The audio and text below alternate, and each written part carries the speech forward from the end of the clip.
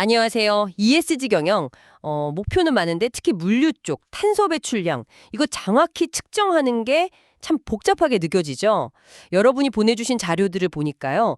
이 막막한 과제에 대한 길이 좀 보이는 것 같더라고요. 네, 맞아요. 이게 뭐랄까 막연하게 생각하면 한없이 어려운데 좀 체계적으로 접근하면 충분히 관리가 가능하거든요.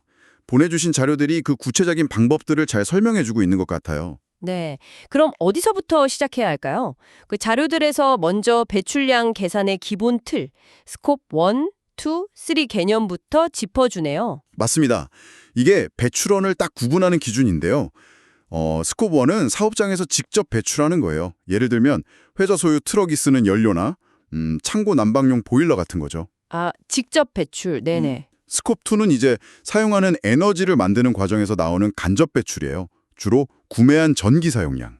전기 사용량, 물류센터 전기 같은 거군요. 네, 그렇죠. 물류센터 전기가 대표적이고요. 스콥 3가 이게 가장 광범위하다고 하던데요? 네, 맞아요. 스콥 3는 뭐 원료 조달부터 제품 폐기까지 기업 활동 전체 가치 사슬에서 발생하는 외부 배출을 다 포함해요.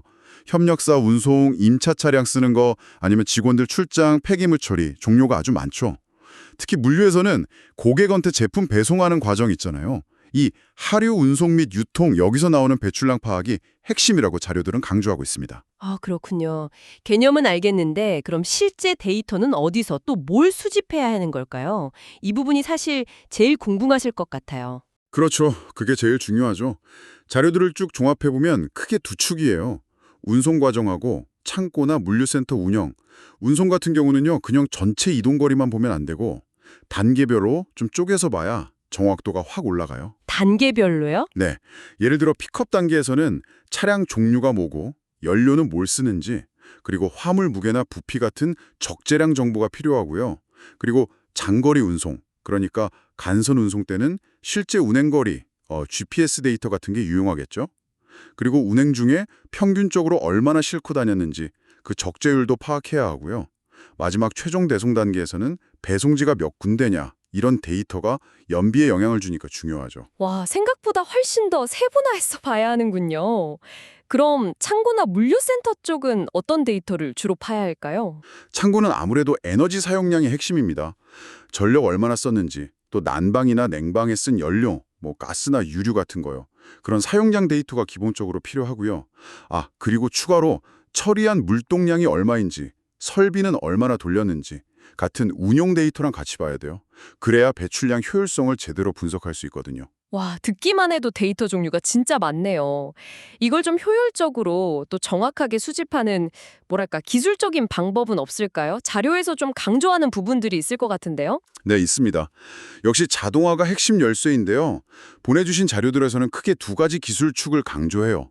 첫째는 현실 세계 데이터를 직접 잡아내는 센서 기술, 그러니까 IoT, 사물 인터넷이죠. IoT 센서요? 네, 예를 들어서 차량에 IoT 센서를 붙여서 실시간 연비나 주행 거리를 바로바로 측정하거나 창고에 스마트 미터기, 아니면 뭐 온습도 센서 같은 걸 설치해서 에너지 효율을 분석하는 거죠. 그렇군요. 그럼 다른 한 축은 뭔가요? 다른 하나는 이미 쓰고 계신 시스템과의 연동이에요. 많은 기업들이 운송관리 시스템, 그 TMS라고 하죠. 그리고 창고관리 시스템, WMS, 이런 걸 많이 쓰고 계실 텐데요. 네네. 이런 시스템에 이미 쌓여있는 데이터를 API 연동을 통해서 자동으로 가져오는 방식입니다. 자동으로요? 네, 그럼 수작업으로 입력할 때 생기는 오류도 줄이고 훨씬 효율적이죠?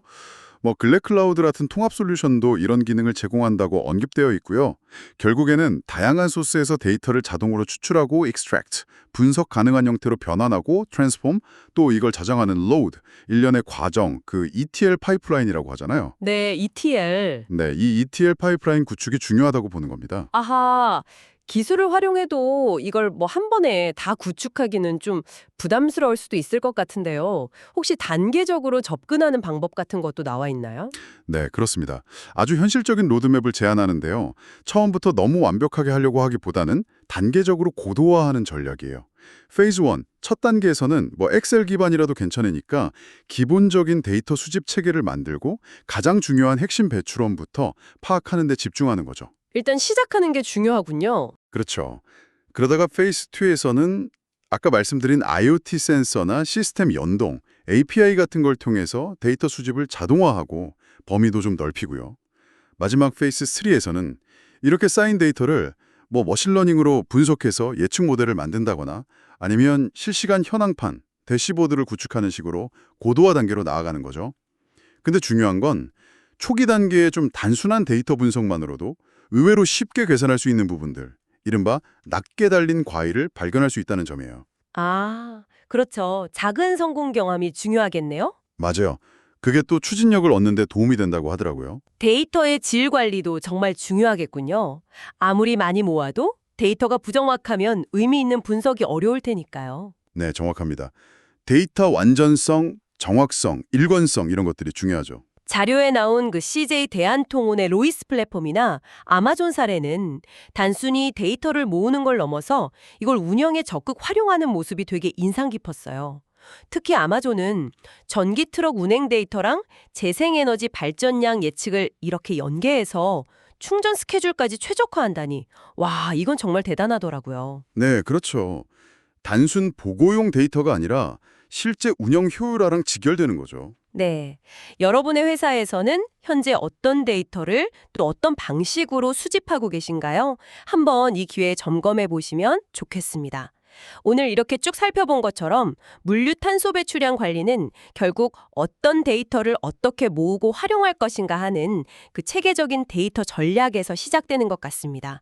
기술을 잘 활용해서 정확하고 일관성 있는 데이터를 꾸준히 쌓고 또 분석하는 그런 기반을 마련하는 것이 중요하다고 생각합니다. 네, 맞아요. 이게 단순히 규제 때문에 억지로 하는 게 아니라 이 데이터를 통해서 운영 효율을 높이고 또 새로운 경쟁력을 확보하는 그런 기회가 될 수 있다는 생각이 드네요. 오늘 저희가 나눈 이야기들을 바탕으로 우리 회사 물류 과정에서는 당장 어떤 데이터를 수집할 수 있을까? 어떻게 하면 더 정확한 데이터를 얻을 수 있지? 이렇게 좀 구체적인 질문을 던져보시는 건 어떨까요? 아주 작은 개선점부터 찾아볼 수 있을 겁니다. 네, 좋습니다. 다음 시간에는 이렇게 수집된 데이터를 어떻게 하면 좀 더 의미 있는 정보로 시각화하고 또 실제 의사결정에 잘 활용할 수 있는지 효과적인 대시보드 설계에 대해서 더 깊이 이야기 나눠보겠습니다. 네, 오늘 함께 해주셔서 감사합니다.